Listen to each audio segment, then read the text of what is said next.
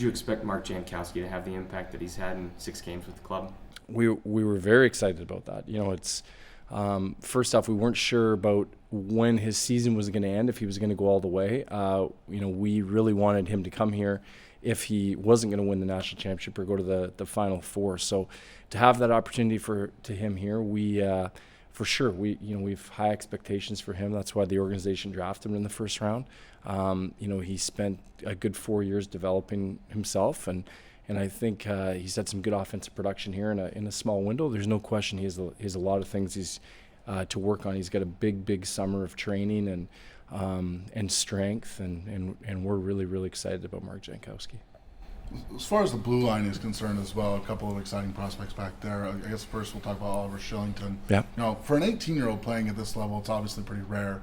Is it different as far as how you look at his development because he is 18, or is it kind of one of those things where he's played pro in Sweden, it's a pretty high-level league, and you expect him to come in here and kind of do what he's done?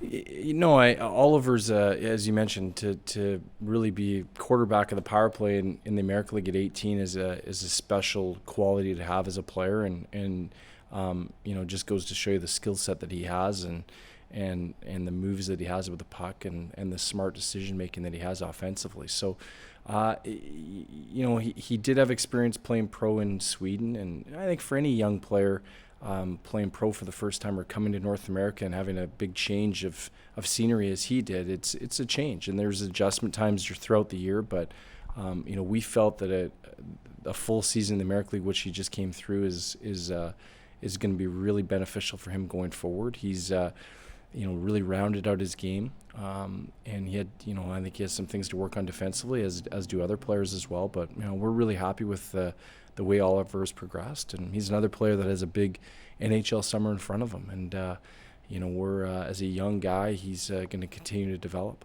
We're going to say getting that experience this summer. Do you expect him to be one of those players that you see a big jump from next year in numbers at least? Sure, I hope so. You look at guys like Brett Kulak.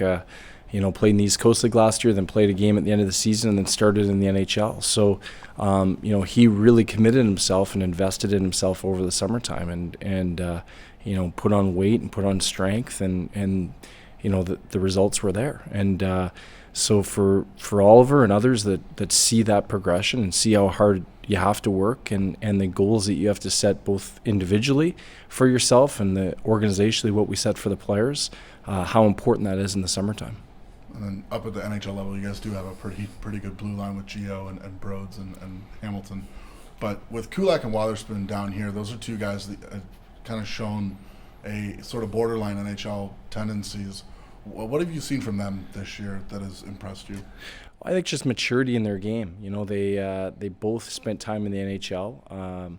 Over the last couple of years for Tyler and one game last year, and then for this year for Brett Kulak. So maturity in their game, poise with the puck, and really, thinking that, hey, I'm not a rookie anymore. I'm starting to be a third, fourth year pro. In the case of Tyler, and really trying to move your game and push for a spot in the NHL, and knowing that you're developing yourself down here, but knowing that you want to be in the NHL and be an NHL player. So, their games. Both of them have had some ups and downs this season, but more ups than downs, and we're again happy with their progression, and they've another big summer trainings in front of them. How about the guy who spent most of the time up top with Knack? What did you think about his performances down here? And then ultimately, he wanted to be an NHL player too. Sure. And got that opportunity to go and play a lot of games with you guys up top. What did you think about his performances in the NHL then too? Knack Liddell was a real good asset for us to have down here with such a young team and young defensive core. I thought him and Johnson really added to the mix of, some leadership and some veteran presence out there. So, we were happy with him, and anytime we could play him in a game here in Stockton, we felt that gave us the advantage. But we were really happy that he had the opportunity and performed well in the NHL. He's a big, steady guy with a tremendous shot, and having that big body back there, both in the AHL and the NHL, is an asset for any team. Is there any one prospect that maybe most impressed you, or that you were most surprised by this season that came from Stockton? Oh, geez. I mean, Derek Grant had a great year. For the small sample side that we saw with John Gillies. I mean, you're excited about the prospect, of him moving forward. Oliver Kylington, we talked about as a young player. Morgan Klimchuk, I thought, is starting to progress, and we're seeing some progression in his game. I mean, geez, there's a number of them. Those are just a few off the top of my head. I mean, we're excited with the group of prospects we have. We think that we're developing them, on a good pace, and the commitment that they have and the attention to detail that they have shown this year is I think going to be beneficial for them as individuals, but hopefully for our whole organization starting next season.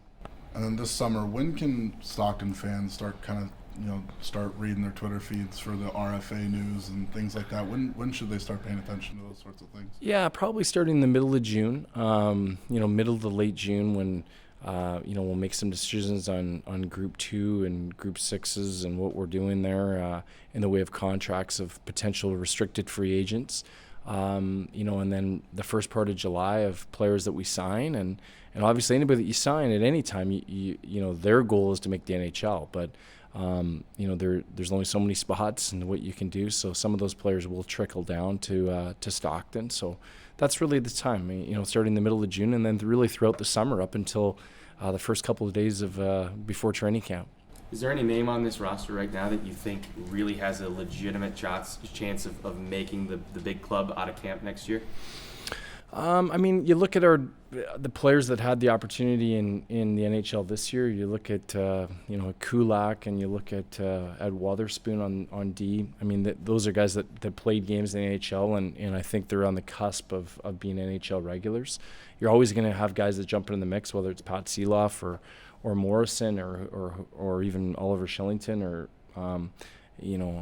that might have big summers and produce well, whether it's Ryan Culkin or what have you. So, those would be a couple of guys on the back end, and up front, it's really hard to say. It's the players that they're going to have a really good summers and really commit themselves and invest in themselves. What do you think about Hunter Shinkarik after you acquired him? We were very excited to acquire Hunter. We think he's been a great player for us for the short time he's been in Stockton. He played a number of games in Calgary, played on the first line, played power play, and then played a little bit down the lineup as well. But you love his enthusiasm and his life that he brings for the game, and obviously his tremendous skill set as well. So, he's an exciting player, and we're hoping that he pushes for a spot next year as well. What about prospects down the line that we might be seeing here next year full time? Is there anyone coming from the junior ranks that we might be seeing in Stockton next year? Yeah, two that are playing in Barrie in the Ontario Hockey League in the way of Mangiapane, and then on the back end Rasmus Andersson. So I'd fully expect both of those players to make the turn to pro next year and be seen here in Stockton. Andrew Mangiapane is a tremendous scorer. He has back-to-back 100-point seasons in the Ontario League, and Rasmus Andersson, one of our top picks, that has had another great season and provides. He's an elite passer and a great offensive sense as well. So those are a couple players, and there'll be others throughout the draft and free agency as well. I think my last question, unless Dustin has anything else, is one guy I think that had maybe a bit of a step back in his second year was Emile Poirier. He didn't get the points that he wanted. Obviously, had a few injuries here and there. Was that something that you guys noticed up top as well? And is there something that you're expecting him to do potentially this summer and heading into his next season, maybe chalking this one up to a sophomore slump kind of a year? Yeah, you'd hope so. I mean, he remains one of our top prospects and spent some time in the NHL the last couple of years, and we fully expect him to push for a job in the NHL next year. He didn't have the offensive production if you compare year to year over the last couple, but there's a lot of things that I think he did well from learning the game, rounding out his game, and our coaching staff worked with him every day and becoming stronger and becoming more aware defensively and more aware when he's out there. So, again, another very good player for us. We know that he has offensive upside. He didn't have the offensive year, but we fully expect him to rebound and play next season with a vengeance. Awesome.